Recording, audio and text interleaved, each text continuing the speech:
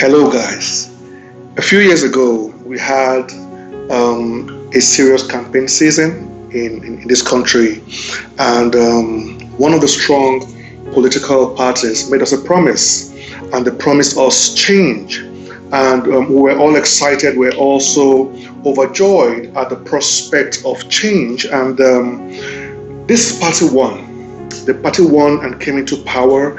And after a few months and after a few years, there was some sort of agitation. People were angry. People felt that they had been misled. They felt that they had been deceived because they felt that they didn't get the change that they expected. And almost began to accuse this political party of some form of fraud, like a promise campaign fraud. But this is the truth. This party did not defraud this country. The party promised change, and we got change. Because at the time that the party promised us this change, we didn't stop to ask what kind of change should we expect. We just simply jumped at the prospect of change without defining change. So it's not enough to desire change, because anybody can desire change. It's not enough, actually. In fact, it's almost null and void to promise change, because change is a constant. Change is going to happen after all. What is key here is that we failed to define change. It is okay to desire change, but you don't just desire change. We must desire a defined change. The change that we desire must be defined. So we had a promise for change. We got the change that we wanted, but we didn't like the change that we got. You see, we were promised change. We got the change that we thought we wanted, but eventually we didn't want the change that we had, because we didn't stop long enough to define the change before pursuing the change. So it's important to define change before we pursue change. Now, a few years down the road, a different party came and promised us a new Nigeria. And we also were very excited at the prospects of a new Nigeria. And we also made the same mistake. We didn't stop long enough to define the newness, because not every new is good.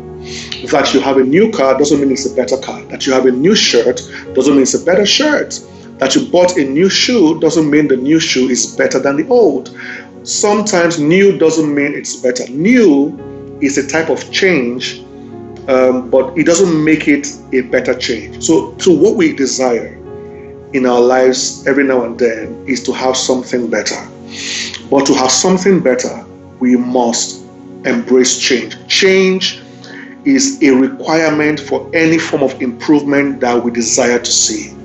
Everything that we want to become, everything that we want to see, everything that we want to achieve will require some form of change. And that's why it's very, very important that we look at change in a very intricate way. We need to take some time and study change. So that's my assignment today, is to help us look at change, especially with the backdrop of all that's been going on. I mean, the pandemic across the globe. I mean, so many deaths, sadly so. So much fear. So many people are afraid. So many people have lost their jobs, and we are trying to adapt to this new reality. We are trying to adjust to this new reality. We are trying to accept this new reality, the reality that the world has changed.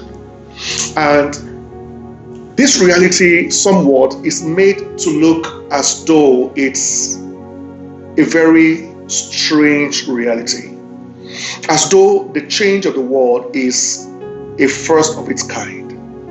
Maybe the nature of the things we are seeing may look very peculiar or very novel, but the world has been changing. This is not the first change that we have seen. As drastic as this may be, it may seem like the scariest, but think for a second. The people that lived in the era of the First World War and the Second World War and in Nigeria here, the civil war. Imagine the fear, the terror that they may have felt, and imagine how real it was that the world had changed for them. Imagine the terrorist attack many years ago in the US, 9/11. Imagine how the world changed. Imagine how flying changed. Imagine how our airports changed. The world has been changing. Things have been changing. And many times we glide through these changes without any form of preparation, without any form of education, without taking the time to absorb the reality of the changes that we are seeing, or taking the time to learn what is the science behind change, what are the dynamics of change, what do I need to know about change. Now, so I'm going to share with us a few things about change, and I'll list them out quickly, and then we'll take them one after the other. Number one, change is inevitable. Number two, change takes time. Number three, change is your responsibility. Number four, change will cost you. And the last on this list is that change is a result. So number one, change is inevitable. Now, let me start by saying that change is a dangerous force. And I'll explain to you why it's dangerous. Anything that you cannot stop is dangerous. Time is dangerous. Time is not your friend, and time is not your enemy. In the same way, change is not your friend, and change is not your enemy. But change is a dangerous reality. Anything in life that you can't stop is dangerous. It doesn't mean it's bad.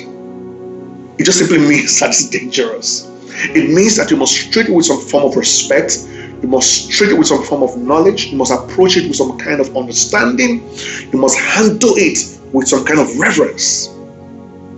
Because change cannot be stopped. You can stop prosperity. You can stop wealth. You can stop health. You can stop progress. You can stop many things. You can stop democracy. You can stop peace. You can even stop love. Yes, you can. You can stop hatred. But you can't stop change. Change is unstoppable. Change is an unstoppable force that has the capacity to stop you. You can't stop change, but change can stop you. The same way that this pandemic has stopped many people in their tracks. Many people have lost their jobs. Many businesses are crashing because change happened. They couldn't stop the change, but this change is stopping them. Change is an inevitable force. It is very natural to resist change. And it's strange because it's like resisting time. It is very strange to try to resist one component of life that you can't stop. You are constantly changing. Now, I've had people come for counseling, and they've come for some kind of training, and they come for they go for some kind of therapy, and people say things like, my life hasn't changed. Nothing has changed in my life for the past 5 years. Nothing is changing. I've been the way I've been all these years. I'm just so tired because nothing is changing. And as touching and as empathic as I am for that concern that you may have, there's nothing further from the truth, because everything in your life has been changing. Your life has been changing. Your life has never stopped changing. It's possible that you are not growing. It's possible that you are not improving, because improvement is a type of change. Growth is a type of change. But change does not always mean growth. So it's possible that you have not been growing, but you have been changing. Your life has never stopped changing. Everything that you are doing and everything that you are not doing is resulting in change. Your actions and your inactions are giving birth to change. You are either improving or you are not improving. You are either growing or you are not growing, but your life is changing. You are either becoming better or you're becoming worse. You see, you're becoming happier or you're becoming more depressed. But your life is changing. Your life is changing. Change is inevitable. Change is unstoppable. Change is a proof of life. As long as there is life, there is change. Whatever has life is going through change. The world is changing. Your life is changing. Change is inevitable. So you must decide what to do with change, and you must decide what to do to change. You see? So number one, you must decide what to do with change. And number two, you must decide what to do to change. And how do you do that? Three things. You either face change, you influence change, or you suffer change. The reason why it's important to learn how to face change, and it takes a lot of courage to do that, it's because many things that will happen in your life are not necessarily within your control. Many things. Biologically, scientifically, economically, naturally, there are many things that are going to happen in your life that are outside the sphere of your control.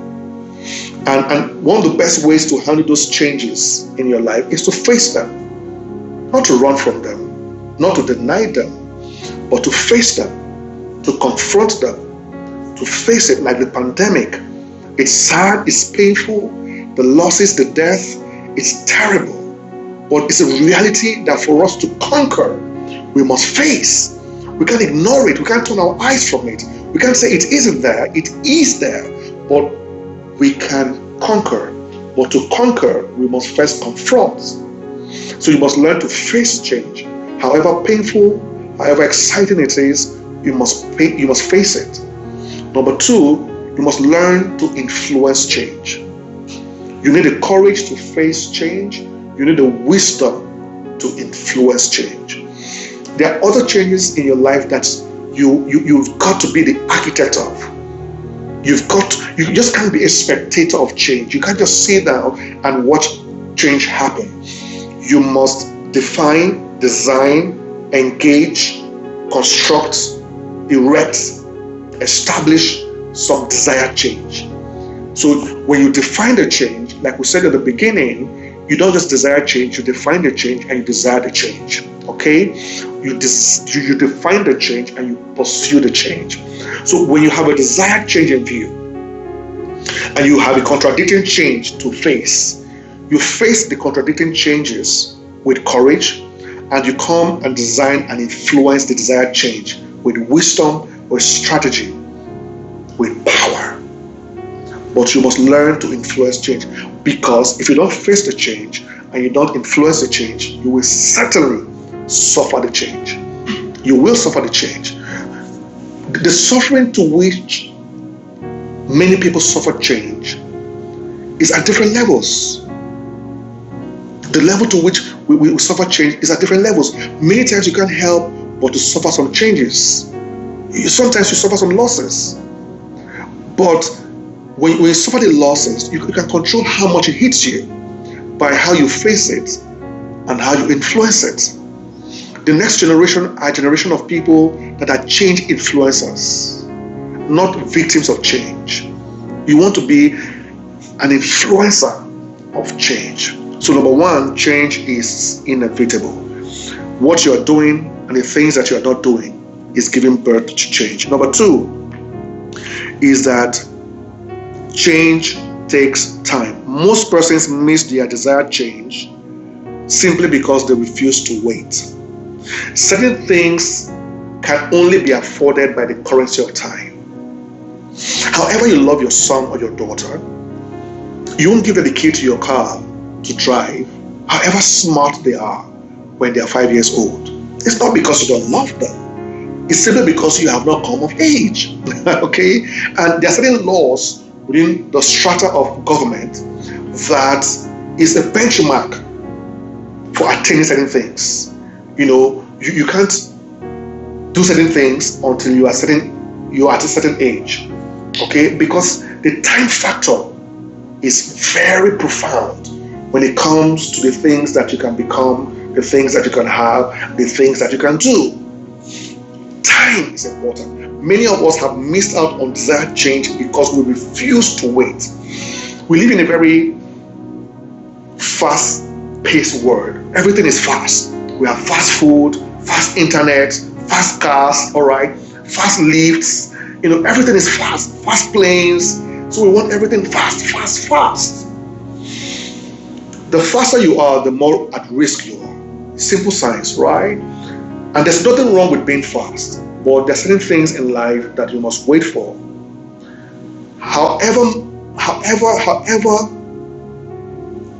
much a person desires to have a child, in spite of your cravings for certain things in life, if a child is one of them, you need to wait it out. You see, you can't be pregnant in 2 months and expect to have a child. You can't be pregnant for 3 months and expect to have a child. You have to wait it out. There is a time that it takes for a pregnancy to mature. Certain things in life you must wait for. Many desired things that we want, we miss out on them because we simply refuse to wait. They are possible, they exist, they are there, but we are not patient enough to wait for them. So many people have missed out on desired changes because they refuse to wait. There is what to do while you wait that qualifies you for the change that you want. Don't confuse waiting with idleness. There is how to wait. There are ways to wait. You can learn while waiting. You can observe while waiting. You can pray while waiting.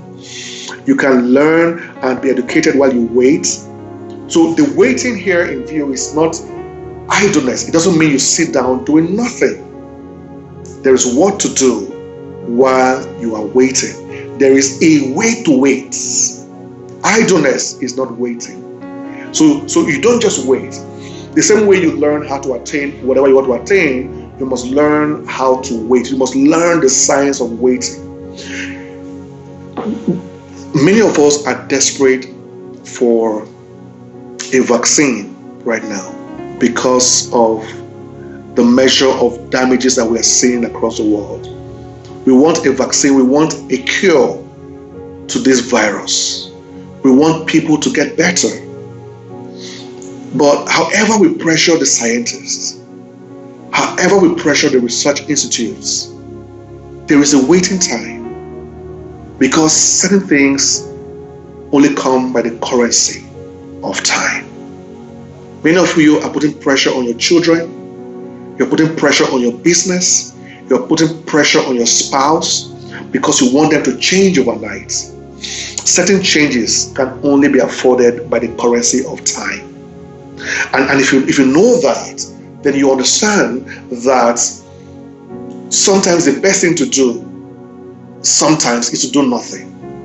When you see your child or you see your spouse and you think, I've got to do something, I've got to do something. No, sometimes all you've got to do is wait.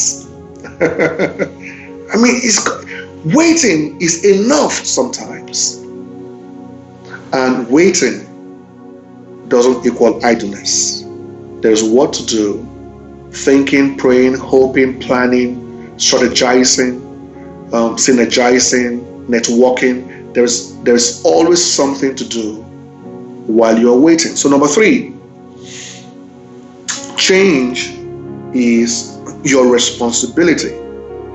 You are responsible for what you are changing into. You are responsible for who you are changing into. You're responsible for what your business is changing into. There are certain things that happen around you that will influence the changes that impacts on you. So when we say things like bad friends corrupt good manner, it's correct, it's true, it's scriptural. But bad people, however bad the influence may be, they still have the power to make something good of their lives.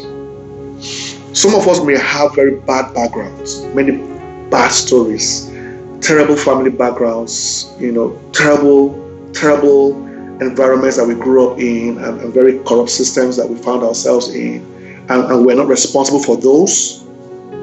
But there are many good people that have come out of bad situations, because you are responsible for the changes that you ultimately see in your life.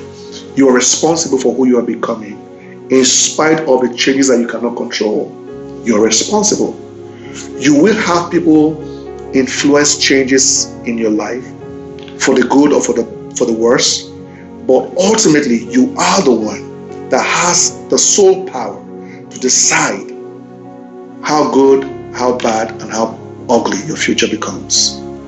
That power is yours to take. That power is yours to apply, because you are responsible for change. Now, let me say this. The quality of your life is determined by the quality of your response, and not your reactions alone.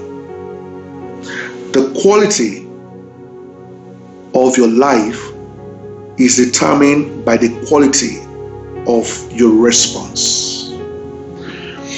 We live in a very reactive society. People just react. People don't take the time to respond.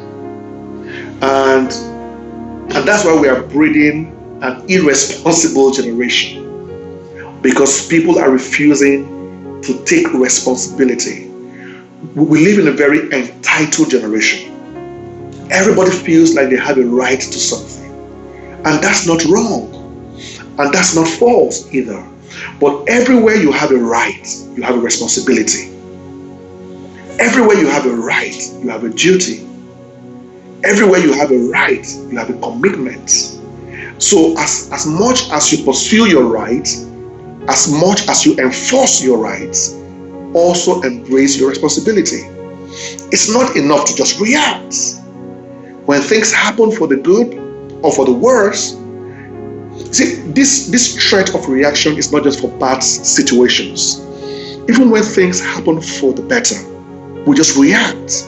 When we have a harvest, we just react. So we take the harvest, we spend the harvest, we just lavish, and we don't think about tomorrow. We are responsible for bad times, and we're responsible for good times. Both good times and bad times comes with certain calls for duty. When things are bad, there's a duty call. When things are great, there's a duty call. I mean, there's no vacuum anywhere there. At every point, you're responsible for how you respond to moments that you are base and for moments that you are bound. But reacting has yielded very poor results, because reactions are very instantaneous. Responses are very futuristic, you see. So you are responsible for the changes that you see, and the quality of your life will be determined by the quality of your response. So whatever happens in your business, whatever happens in your marriage, whatever happens in your school with your academics, don't react. The grades are bad, don't react. Don't freak out. Calm down. Respond. Do an audit of yourself. Do an audit of your scores. Do an audit of your home. Do an audit of your business, and see where are the holes, where are the gaps, where is the damage coming from. Respond strategically. Take your time and calibrate the scenario. Check and see where are the windows of opportunity. Take responsibility.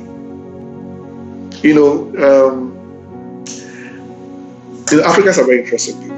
Okay, so I make this joke a lot. So I mean, when you watch movies like I do, I'm a movie lover. So when you watch movies like I do, you see that in many Western movies, you see there is danger somewhere downstairs and they're upstairs, and then this guy is coming with his touch, and he's saying, who's there? Who's there? And he's trying to find out what's going on downstairs. I'm an African man. When we see danger here, we run this way. We run and we find out later.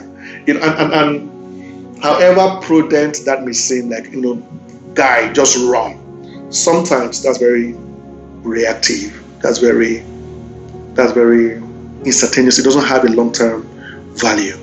Sometimes you actually need to stay long enough to observe what's going on, to really see what the problem is. Because sometimes the sound we are running away from may be the sound of safety, and we are too quick to run, and we run into danger because we don't take our time to respond appropriately.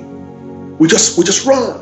And I know that in this whole global pandemic, we have had some reactions that has had very bad results because people have reacted to fear.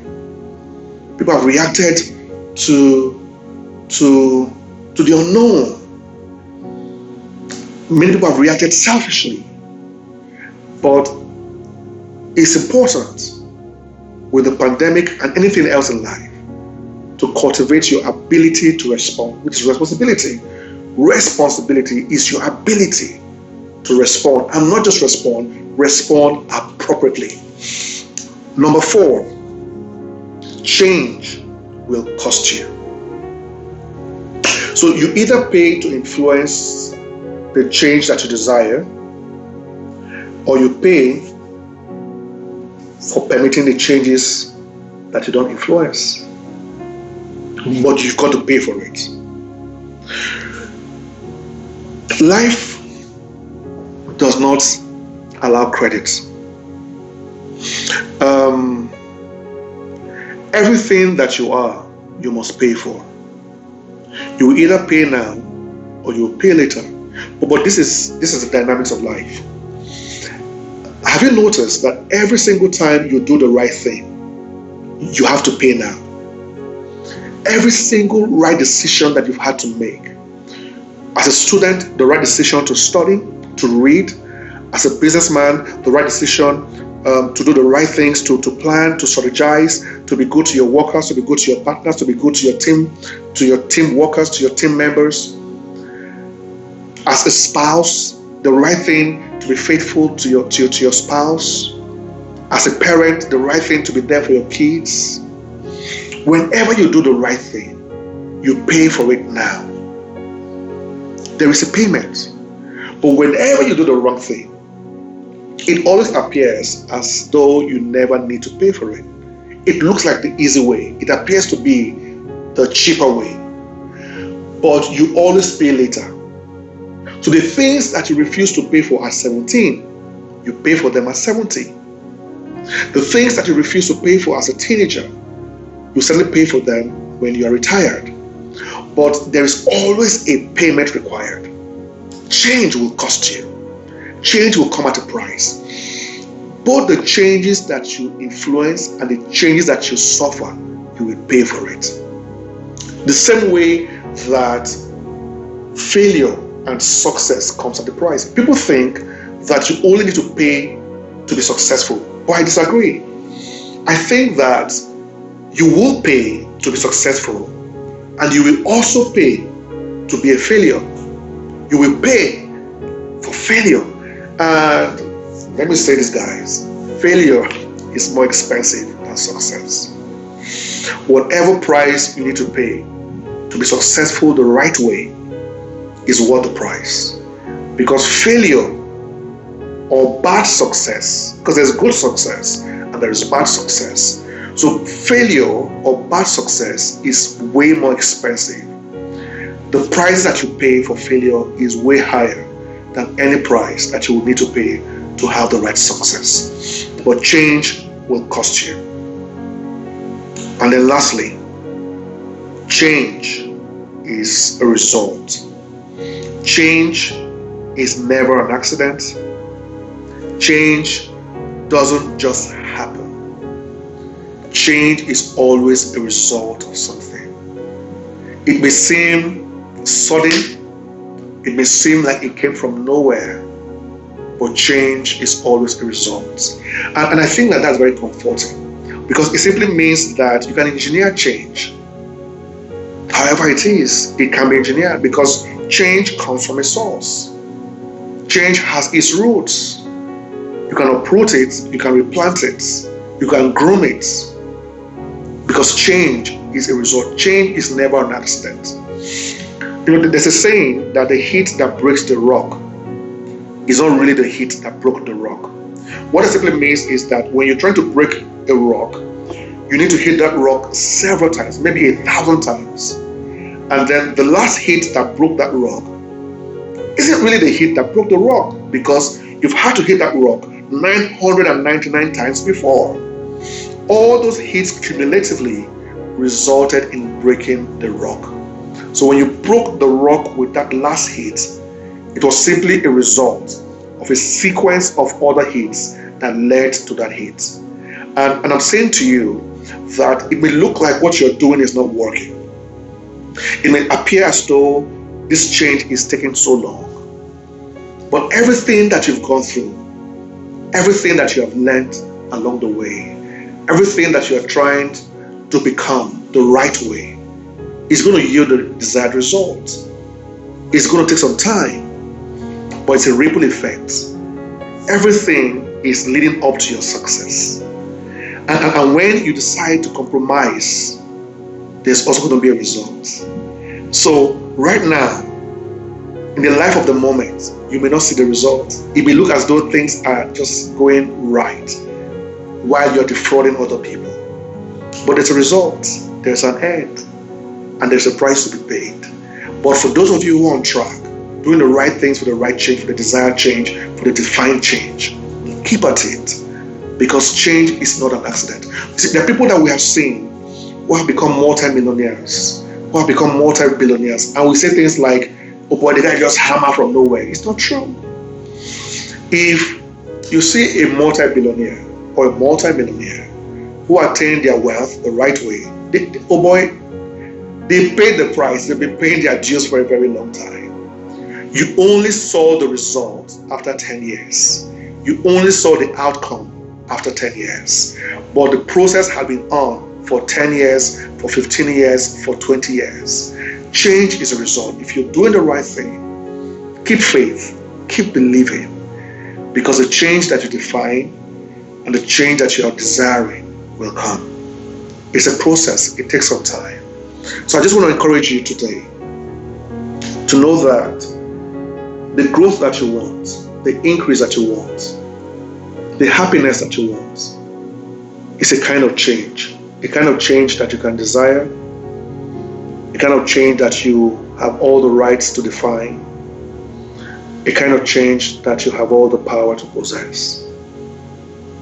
Change is your right. Change is natural. Change will never stop as long as life continues. But you have the power to influence change. Change is neither your friend, and change is certainly not your enemy. But change is a component of life and a requirement for your success. So learn the wisdom to maneuver change. Learn the wisdom to calibrate change. Learn the wisdom to work change, to manipulate change, to influence change in your favor. Thank you so much, guys. I'll see you next time. God bless you.